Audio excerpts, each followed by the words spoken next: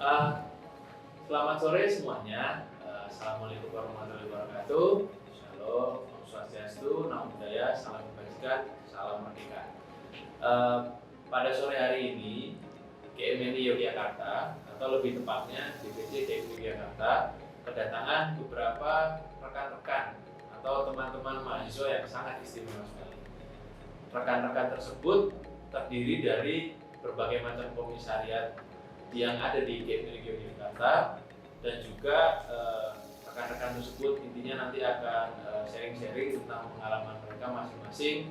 Ya, sore ini temanya adalah ngomongin soal apa itu desa atau GMNI dan bincang-bincang desa, kurang lebih seperti itu. Nah, mungkin perkenalan dulu lah ya.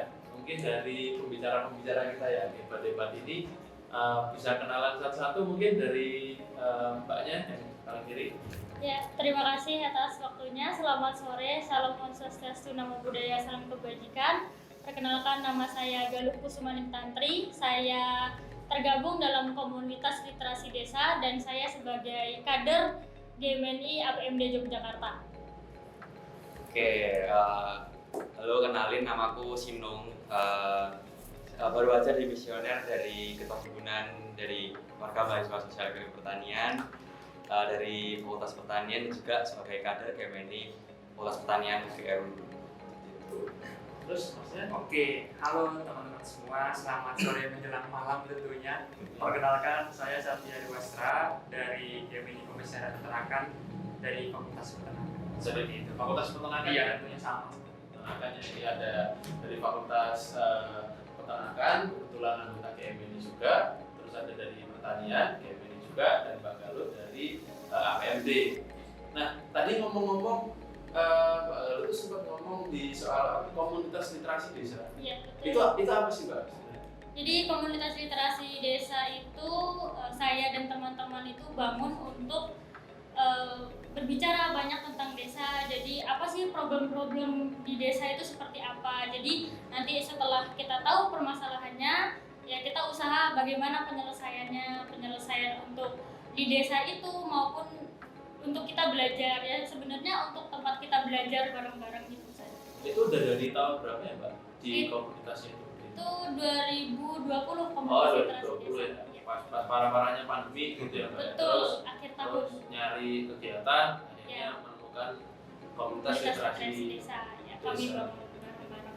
Oke, kalau tadi Mas Sino, kalau nggak salah ini ya, ketua himpunan apa sih? Sosial Ekonomi Pertanian. Sosial Ekonomi Pertanian. Pertanian. Oh, itu jadi kayak gimana tuh? Salah satu himpunan yang ada di fakultas apa gimana? Ya, jadi di pertanian itu ada 6 departemen, 6 jurusan. Oh, 6 jurusan. Jurusan, nah salah satunya itu Sosial Ekonomi Pertanian.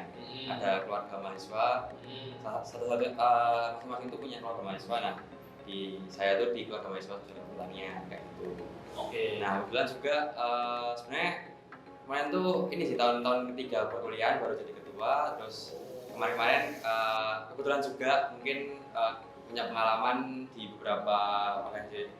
Kemarin tuh ada di BEM, aku ngabdian juga di desa, jadi ya dikit-dikit pengalaman.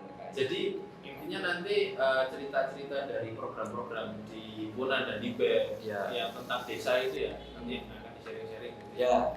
Kalau Mas Satya gimana? Kalau dari saya sendiri, Ya. itu kurang lebih sama seperti masnya. Oke.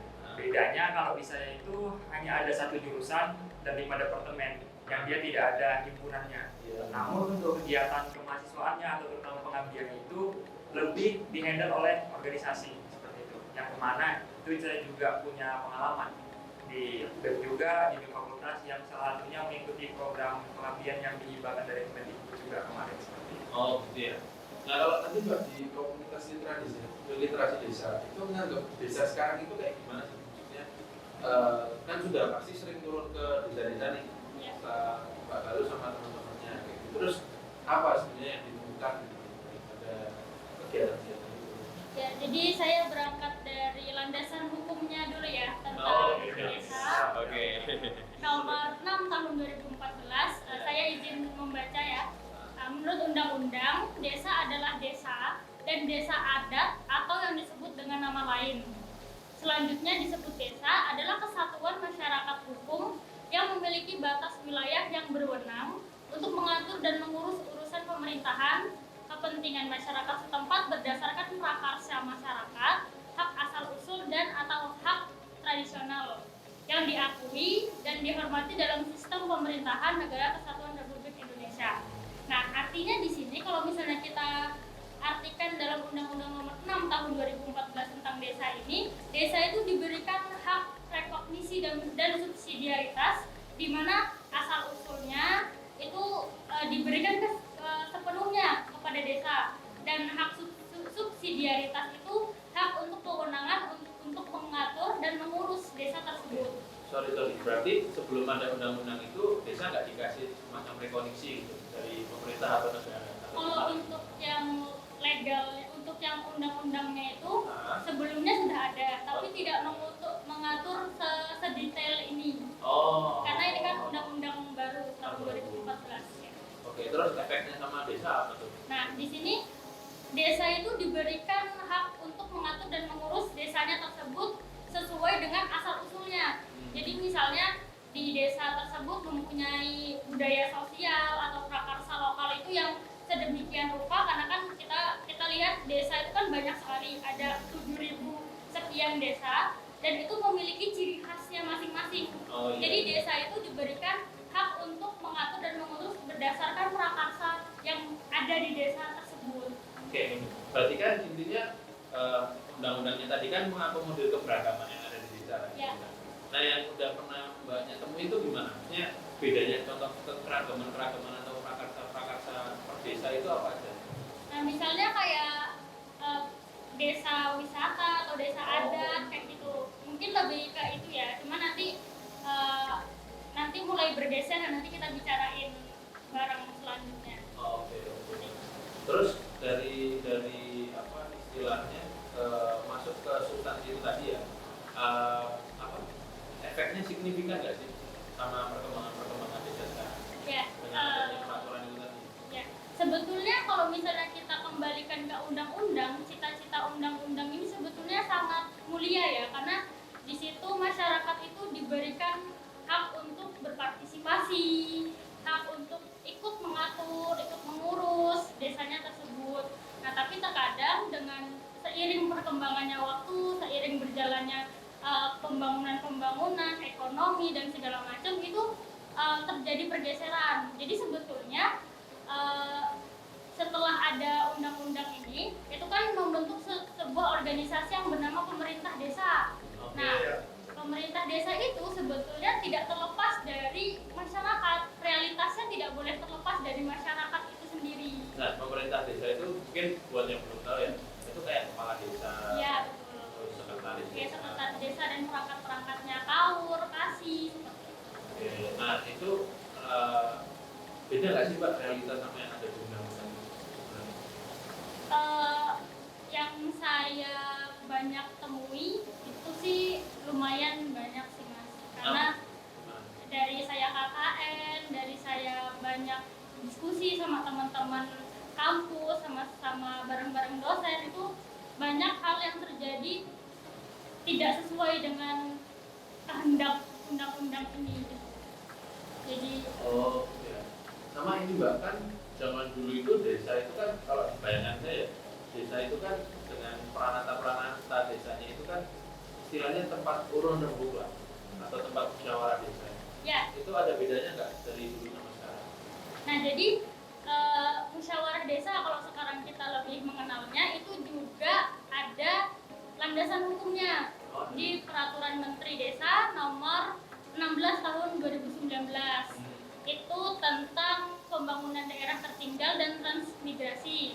Nah, saya izin membaca lagi ya. Iya. Nah, di sini musyawarah desa atau yang disebut dengan nama lain adalah musyawarah antara Badan Permusyawaratan Desa, pemerintah desa, dan unsur masyarakat yang diselenggarakan oleh Badan Permusyawaratan Desa untuk menyepakati hal yang bersifat strategis. Dalam peraturan menteri ini tertuang tujuan musyawarah desa adalah untuk menguatkan fungsi musyawarah desa sebagai ruang partisipasi masyarakat, menjadikan musyawarah desa sebagai forum pengambilan keputusan tertinggi dalam penyelenggaraan pemerintahan desa, dan juga mendorong sinergitas peran pemangku kepentingan desa untuk meningkatkan kualitas penyelenggaraan musyawarah desa yang demokratis, partisipatif, responsif gender, transparan, dan sebagainya. Gitu. Oke, jadi intinya dengan adanya undang-undang itu tadi mencoba untuk mengakomodir seluruh unsur elemen yang ada di desa. Iya, betul. Nah ini aku kalau boleh tanya nih kepada mungkin teman-teman mahasiswa UGM nih ya, katanya kan UGM itu sering KKN, sering turun ke desa. Itu bisa nggak Pak dari peraturan itu tadi, atau mungkin ke teman-teman langsung ya, itu mahasiswa itu dilibatkan dalam rembuk desa yang mungkin kira-kira setahun 2 kali atau setahun sekali lah rembuk desa itu kan. Nah itu pernah nggak teman-teman selama mungkin di himpunan atau apa dan lain sebagainya itu dari masa tadi dari masih Oh ya, mungkin kalau aku ya, mungkin bisa dibilang kemarin di tahun 2021 selama 1 semester 6 bulan itu aku ikut ke desa Ngargoretno di Magelang. Ngargoretno di Magelang. Di Magelang gitu. Nah mungkin kalau misal kita bicara mahasiswa di situ mahasiswa tuh emang idealnya yang saya lihat itu tuh punya memang perannya itu ke masyarakat dampaknya sebagai mahasiswa itu. Nah, tapi di sisi lain kita nggak dibekali di kampus.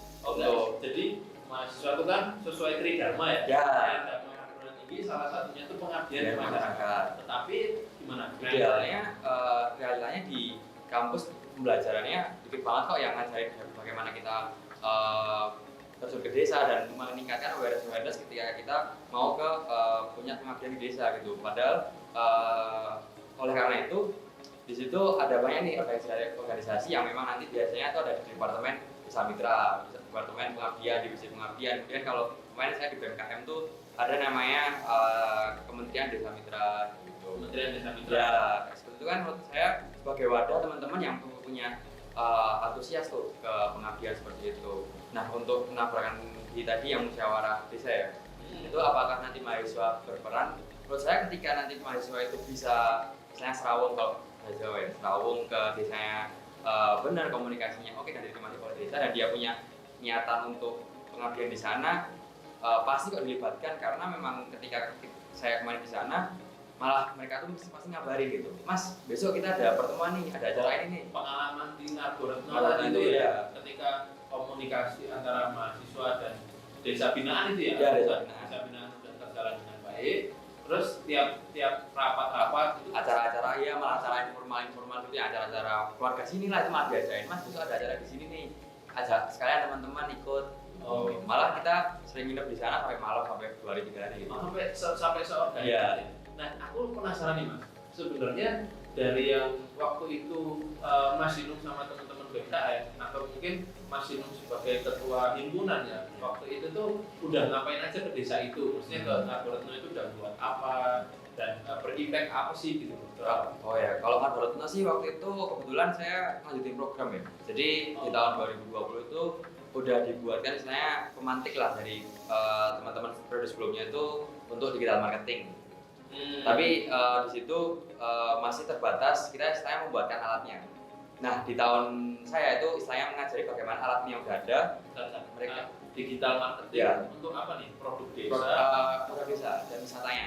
Jadi di sana tuh community based tourism namanya. Community based tourism. Kita singkatnya biasanya CBT gitu. Nah di situ kita jualnya tuh bukan dijual produknya aja, produk desa, tapi bagaimana keseharian desa di sana, masyarakat di sana. Dari kita misalnya live in 3 hari 2 malam, kita bangun pagi di sana, sarapan sama warga desa ngapain. Gitu. Menarik ya. Jadi turis-turis itu desa wisatanya dibuat untuk turis itu merasakan kehidupan sehari-hari. Kita jual experience. Pengalaman. Ya. Gitu. Sama juga digital marketing di produk-produk barang-barang langsungnya desa. Ya, benar. Jadi kita buat Instagramnya, kemudian websitenya, kemudian juga bagaimana feed di Instagram itu nanti disusun dan guideline seperti itu. Dan itu apa ya berhasil lah ya meningkatkan turis dan meningkatkan penjualan di desa itu. Nah di situ strategi adalah bagaimana ketika kita udah ada alatnya, kita udah istilahnya membantu buat wadahnya, dari mereka tuh mau melanjutkan enggak? Nah itu strateginya di situ. Nah itu di periode saya tuh istilahnya ini loh caranya gini. Kalau ada kendala ini baiknya gini. Kita bisa dapat referensi dari sumber ini. Meningkatkan mereka untuk melanjutin ya tadi Instagramnya, websitenya. Jadi istilahnya teman-teman mahasiswa itu kayak apa ya, katalisatornya Ya, aja, katalisator. tetapi yang ujung-ujungnya nanti akan dibuat mandiri secara Ya, sendiri. ya, Pengennya sepertinya itu, idealnya seperti itu. Kalau saya sama teman-teman tuh biasanya diskusi ya, itu tuh Nah, mahasiswa tuh idealnya sebagai jembatan sih, karena kita punya energi, kita punya hubungan ke kampus lah, hubungan malah ke alumni-alumni yang udah berjabat-jabat. berarti jembatan dari desanya itu. Desa yang punya potensi ini, Nah, potensinya kita jual ke mereka. oh, Gitu. supaya mendapatkan resource yang Resource, pengembangan desanya. Ya. Oh, ini keren banget ini pengalamannya, kayak konkret gitu loh, kayak turun-turun di lapangan, nggak cuma mungkin membahas apa dan lain sebagainya, tapi udah sampai ke tahap pengembangan masyarakat desa. Ya. Kayak gitu ya. Itu sesuai sama keilmuannya Mas Inu juga. Kalau sebenarnya enggak sih, karena saya kan di sosial ilmu pertanian. Kalau waktu itu ya, tapi kemarin baru aja di tahun 2022 ini berarti ya. Itu aku sebagai ketua himpunan kemarin juga inisiasi terkait ada yang disampaikan di himpunan saya, di himpunan saya. Nah di situ dapat tuh di daerah Prambanan namanya Desa Madurjo. Madurjo itu ikutnya Kecamatan Prambanan tapi yang Jogja. Oke. Itu kita emang cari basisnya yang punya padi, pertaniannya padi gitu, dan juga punya istilahnya peternakan. Makanya sapi ini nyangkut nanti ya. Oh ya, sorry, berarti ini kan kalau yang tadi di Ngargoretno itu BMKM UGM ya Mas? Ya. BMKM UGM jadi BEM 1 unit. Ya. Nah kalau tadi di yang Madurjo Mas, Ya. itu berarti sebagai ketua himpunan berarti fakultas sendiri ya? Bukan unit. Malah himpunan. Oh malah di bawahnya, Ya. di bawahnya fakultas ya? Bawah fakultas, jadi Bawah fakultas. 5 jurusan lah yang nanti. Oh, gitu ya. jurusannya Masnya aja. Ya, selesai. Terus menginisiasi program kerja pengembangan desa di Madurjo. Ya. Oh gitu ya. Jadi pengalamannya udah ngomongin desa udah Iya. tahun-tahun ya. Kalau dari Masnya gimana? Pengalaman-pengalaman dari mungkin kan tadi fakultas pertanian Ya. dan sebagai BMKM. Kalau dari fakultas peternakan gimana? Kalau dari saya dan teman-teman di peternakan itu kurang lebih sama sih seperti yang disampaikan masa sebelumnya. Cuma saja itu lebih fokus ke keahlian kita atau bidang yang dijurusi kita seperti di peternakan. Dan juga kalau kita ngomongin dari awal, kita tahu bersama bahwa memang Tridharma perguruan tinggi itu juga memiliki satu unsur yaitu pengabdian, di mana kita harus menerapkan ilmu kita di pengabdian itu sendiri untuk kemajuan di masyarakat, terutama di masyarakat di desa. Iya. Sudah banyak program inisiasi yang fakultas, namun saja kenyataan itu berbanding terbalik dengan yang ada di mahasiswa, realitas mahasiswa. Gimana tuh Mas? Jadi fakultas Yaitu- sudah menginisiasi. Sudah menginisiasi, namun nyatanya antusiasme itu yang belum didapat. Benar. Maka dari itu Sama kemarin pertanyaan juga Iya. ya. Iya, benar juga. sudah ada reduksi atau disrupsi di situ yang dimana memang menyebabkan ketidaksemangatan teman-teman untuk mengabdi. Dan itu diperparah oleh pandemi kemarin. Seperti Oh, itu. jadi sebenarnya fakultas itu sudah punya Sudah. berbagai macam program Ya. untuk menaruh atau istilahnya memberikan mahasiswa itu pengalaman di desa. Ya. Tetapi yang ibaratnya nyangkul banyak yang ikut nyemplung ke program itu masih sedikit gitu. Atau gimana? Antusiasme. Antusiasme sedikit. Nah, maka dari itu saya dan teman-teman kemarin di organisasi di BEM Peternakan juga kemarin menginisiasi sebuah semacam pengabdian masyarakat yang dia berbasis menjadi mitra dari desa seperti itu. Oh, itu gimana tuh Mas? Di desa Tegal Tirto, Putra. Oh, di Berbah, Ya. Sleman ya. Ya, Sleman. Yang dimana itu fokusnya di bagian kepada teman-teman ataupun para peternak yang tergabung di kelompok ternak atau kelompok tani seperti itu. Oh, jadi langsung ke keilmuan Iya, peternakannya. ya. Dengan mengaplikasikan beberapa kegiatan seperti pemanfaatan kompos, kotoran ternak menjadi kompos, sehingga menaikkan dari sisi ekonomi pendapatan dari para peternak, dan juga ada untuk ilmuwan sendiri terkait recording ternak, pendataan ternak untuk mempermudah dari para pelaku usaha seperti itu, dan juga yang terakhir ada terkait beberapa hal di bidang peternakan yang lebih ke edukasi ke masyarakat sendiri. Oh, jadi selain itu untuk apa ya? Istilahnya menggunakan keilmuannya untuk menunjang ekonomi peternakan tadi. Ya. Itu juga mengedukasi. Ya, seperti itu. Edukasinya tentang apa Mas? Kalau selama ini boleh tahu? Selama ini edukasinya selain dari yang berbasis aplikator seperti tentang kompos, recording dan lain-lain, ada juga terkait ke para ibu dan anak seperti itu, terkait stunting. Oh, Kayak kita tahu bersama ya bahwa Iya, konsumsi susu itu penting ya. Oh, Seperti itu. oh. Yang yang dimana kan kenyataannya para ibu dan juga anak yang itu yang dilahirkan ya, atau istilahnya dibesarkan dengan sepenuh hati itu kadang tidak memiliki konsumsi ASI yang cukup ataupun susu yang cukup selama masa pertumbuhannya, menyebabkan pertumbuhannya mungkin terhambat dan lain-lain. Sebenarnya bidang itu lebih cocok untuk teman-teman kita yang ada di gizi, cuma itu ada relate juga dengan teman-teman dari peternakan selaku yang berfokus di bidang pangan hewani seperti itu. Produksi susunya lah ya, kasarnya kayak gitu kan. Oh ini menarik nih, jadi pengalaman teman-teman tadi juga bisa dikaitin ke yang mbaknya bilang tadi soal apa undang-undang desanya kayak gitu ya. Nah kalau menurut Pak Galuh yang tadi dibicarain teman-teman itu kontekstual nggak sama yang ada di undang-undang itu? Jadi saya ingin berangkat dari founding fathers kita, Oh, salah siap. satu tentang Wajib yaitu, Pak. Kalau game ini wajib ngomong. Muhammad Hatta. Oh, beda. Itu pernah berbicara tentang Indonesia itu tidak akan bercahaya karena obor besar di Jakarta Oh. atau besok ke IKN atau kemana kan. Tapi Indonesia akan bercahaya dari lilin-lilin kecil di desa. Wah, cocok banget. Nah, saya melihat dua cerita tadi dari mas-mas tadi tentang apa yang dilakukan di desa atau bagaimana cara menghidupkan partisipasinya atau apa yang akan dilakukan di desa itu seperti apa. Saya ingin berangkat dulu dari pertanyaan, apakah dari hal-hal yang dilakukan oleh mas-mas tadi itu dibicarakan di dalam musyawarah desa, yang artinya di situ musyawarah desa itu kan menjaring aspirasi untuk dikembalikan ke masyarakat, tapi dalam konteks dalam hajat hidup orang banyak gitu loh. Jadi tidak hanya tentang pelaku jual beli katakanlah. Jadi apakah itu dibicarakan di musyawarah desa untuk dijadikan sebuah peraturan desa yang nantinya itu dikembalikan ke masyarakat dengan tujuan ini menghidupkan keseluruhan masyarakat di bawah ini di desa ini. Mungkin itu dulu, mungkin bisa.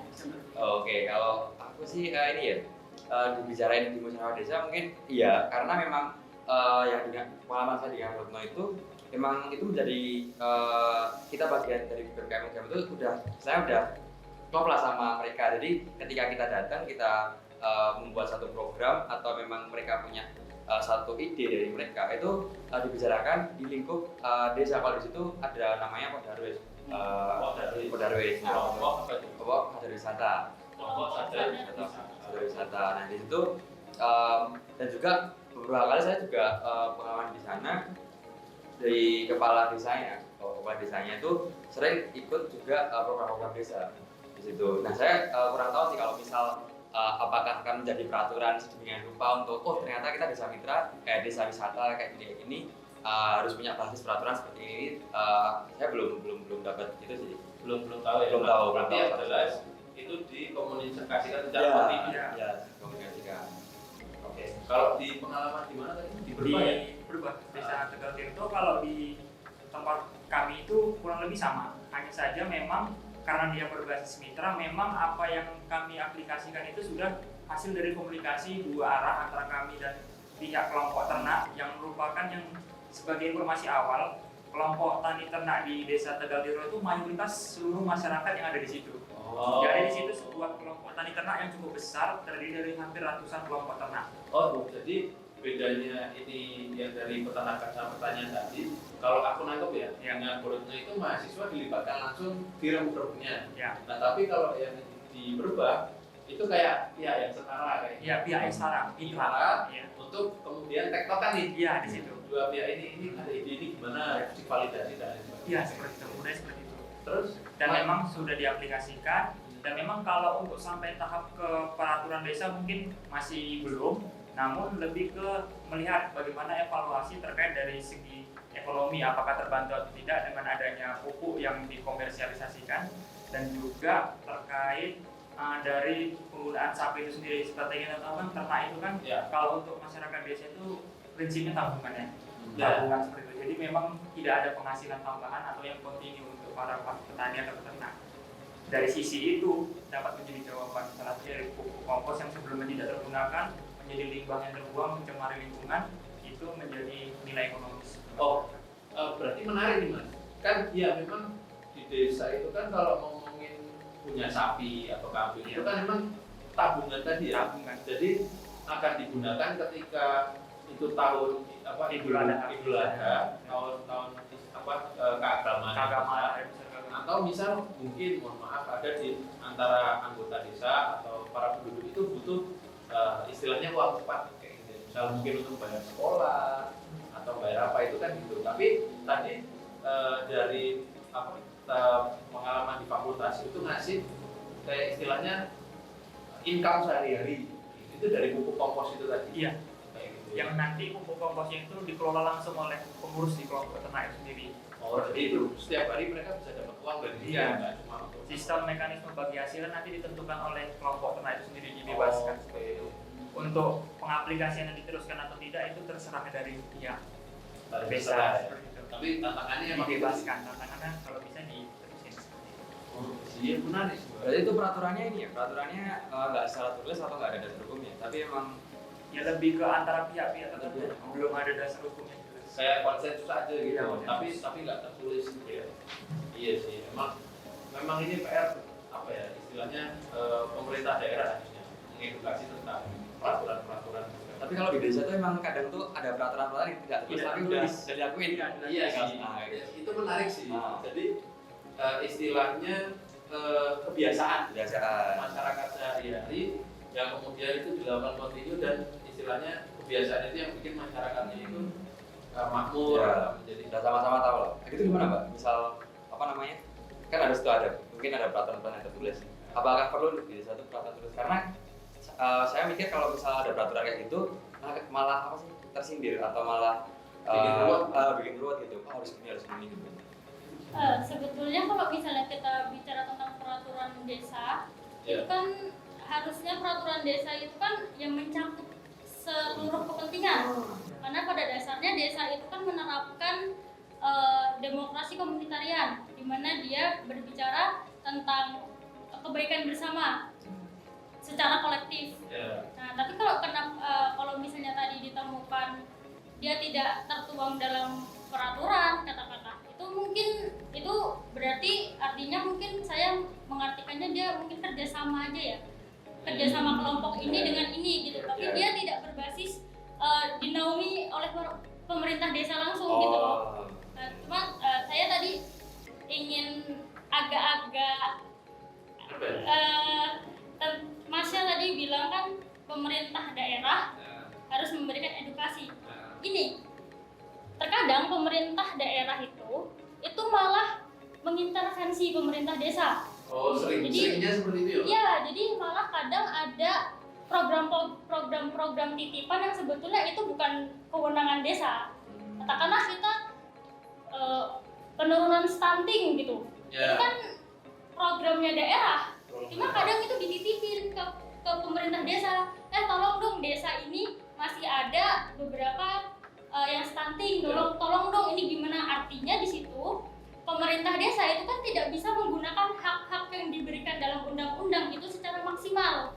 Jadi mereka itu lebih kayak yang ngikutin atasnya gitu loh. Jadi kayak waktu saya KKN itu pernah ada Danarto, bendahara pemerintah desa itu bilang, "Mbak, kok gini ya desa tuh? Kok desa tuh hanya dijadikan tempat eksperimen, kok hanya dijadikan tempat percobaan oleh pemerintah daerah?" Iya, pemerintah daerah, pemerintah pusat, dengan dikeluarkannya kebijakan-kebijakan baru, yang terkadang mereka ini kayak, ini yang benar yang mana sih? Jadi ada kebijakan lama yang masih mereka pakai, tiba-tiba ada kebijakan baru datang, mereka harus pakai ini. Tapi secara realitanya di dalam pemerintah desa itu ini make, ini juga harus dipakai. Jadi mereka tuh kadang malah kelimbungan sendiri tuh loh. Tumpang tindih. Iya, tumpang tindih. Jadi itulah kenapa pemerintah desa itu harusnya ya diberikan hak untuk mengatur dan mengurus itu ya secara maksimal, agar tujuannya desa itu bisa mandiri, tidak terlalu dipengaruhi oleh pemerintah di atasnya. Oh, oke. Jadi kenyataannya sekarang itu mungkin apa ya istilahnya gara-gara berbagai macam kebijakan baru yang sebenarnya mungkin pemerintah pusat itu maksudnya baik, tapi kan menerapkannya itu kan perlu teknik tersendiri yang itu masih miss lah. Karena kan pemerintah pusat tidak terjun langsung ke masyarakat, jadi mereka tidak tahu realitanya seperti apa, realitasnya masyarakat itu seperti apa, kok tiba-tiba dimasukin peraturan yang tidak sesuai dengan kondisi masyarakat itu gitu.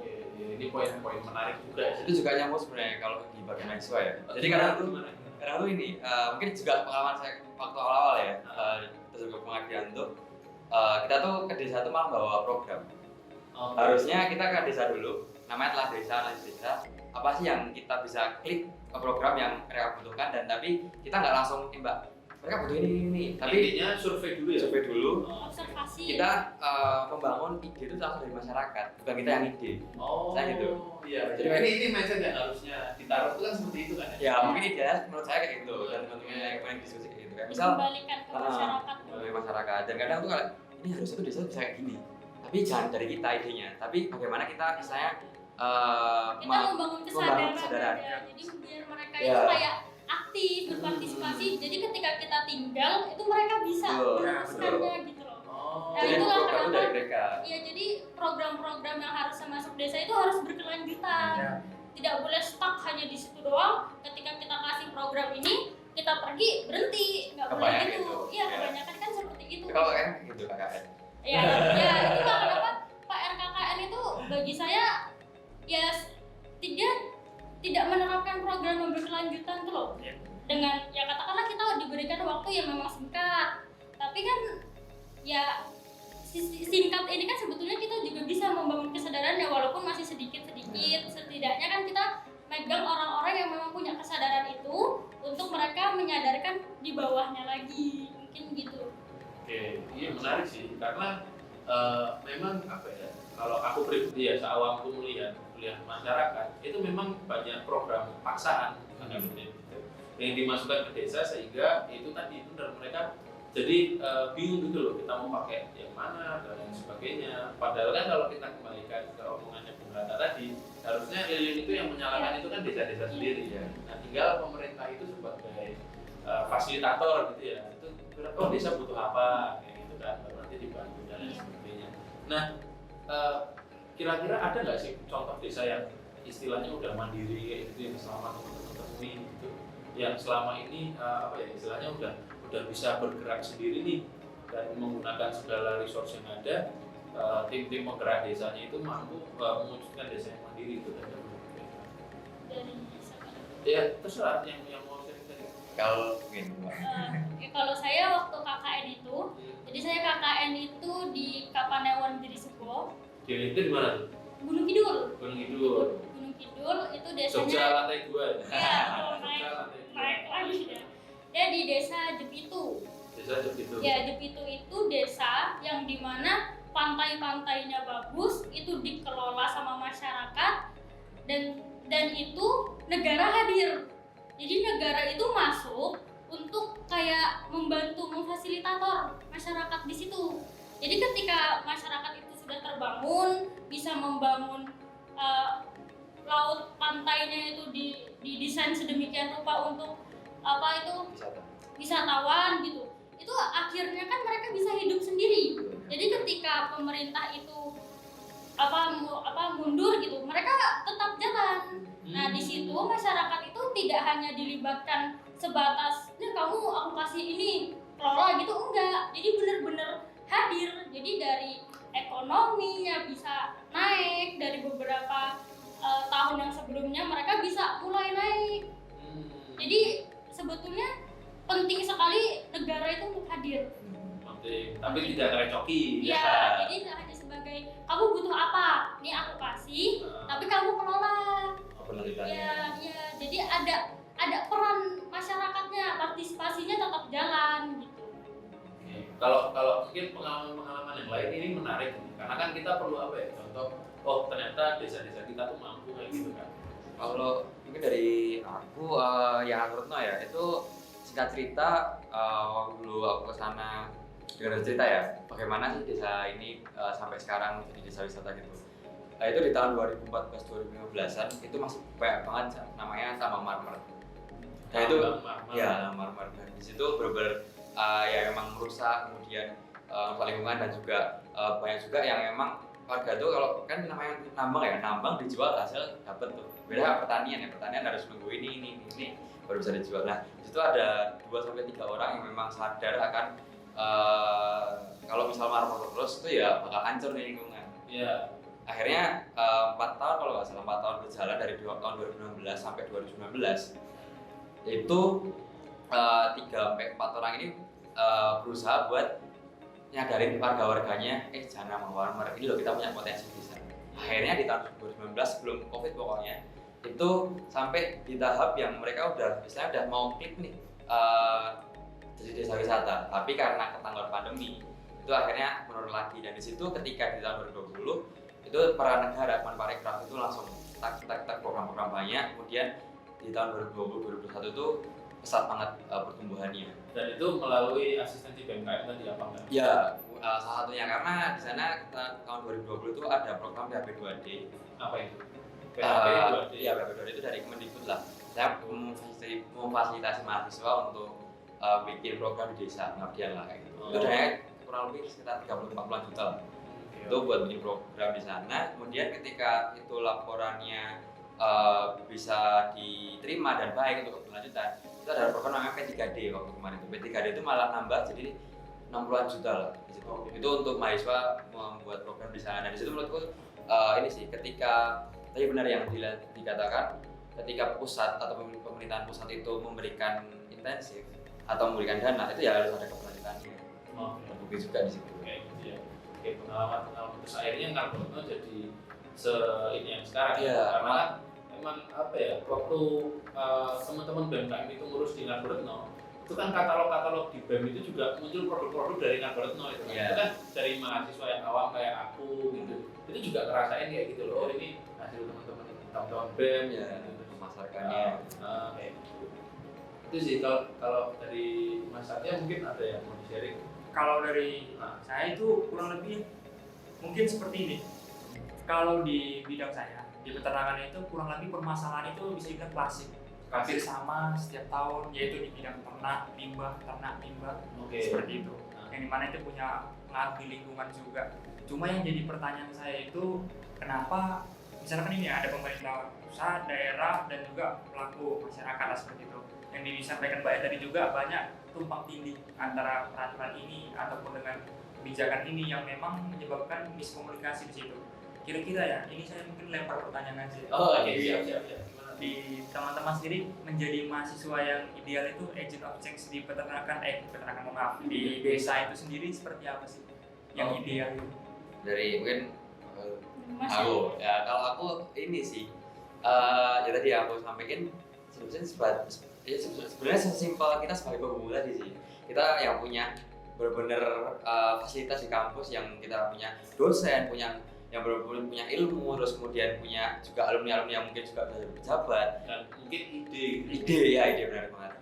Kita mau naikin yang potensi yang ada di desa itu untuk itu tadi misal ada lomba-lomba tadi itu kan misal katakanlah Mas kesulitan Mas, kita dana gini Pak, potensinya apa ini oke, kita buat proposal, lolos sampai 50 juta buat program. Simpel itu sih, itu kan istilahnya kita sebagai jembatan kalau menurut saya.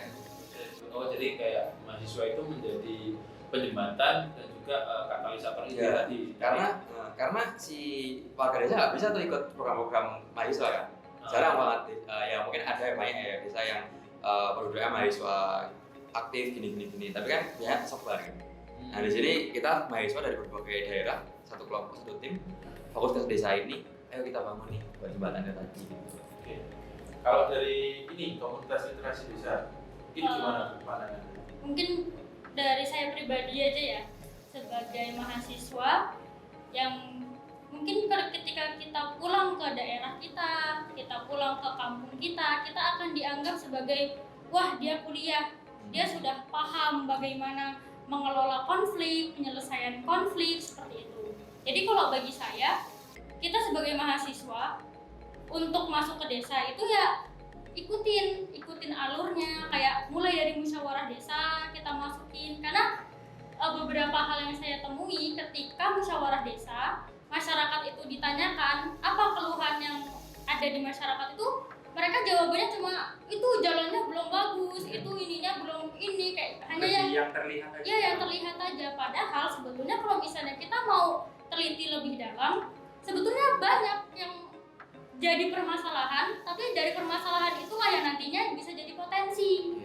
Nah, ya itu. Jadi kadang saya heran juga karena mahasiswa ataupun karang taruna atau pemuda-pemudi desa itu jarang yang mau terlibat di dalam musyawarah desa itu.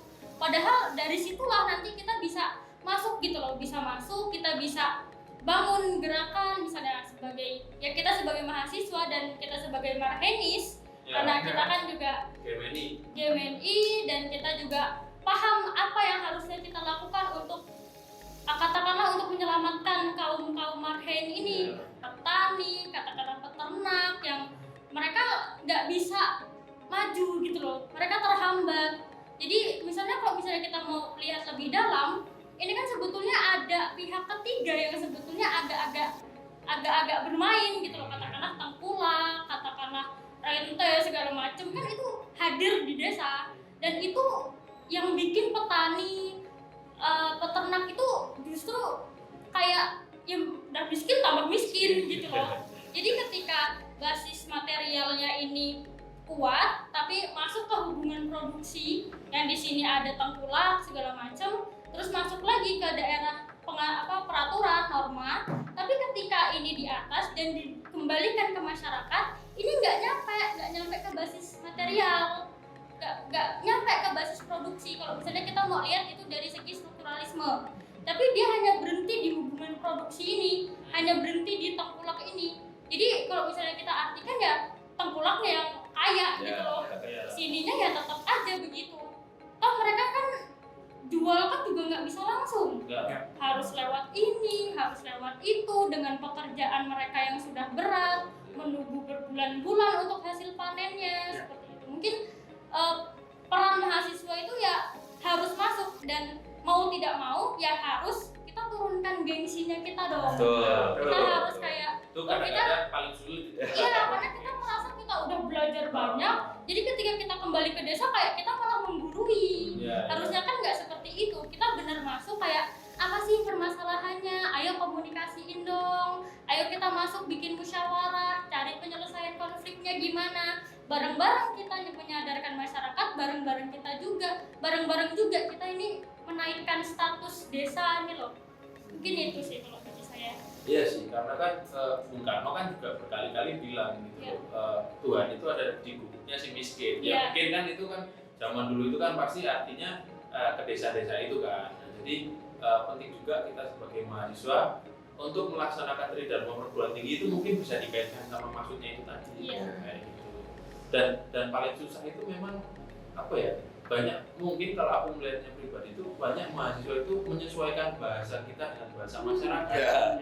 Itu aja udah susah gitu loh. Jadi kalau kita nggak bisa menyesuaikan bahasa kita, itu kan kita masuk ke rembuk desa susah, masuk ke penggerak masyarakatnya susah. Ya mungkin juga oposisi soal mungkin ini kan udah kurang lebih 1 jam kayak gitu.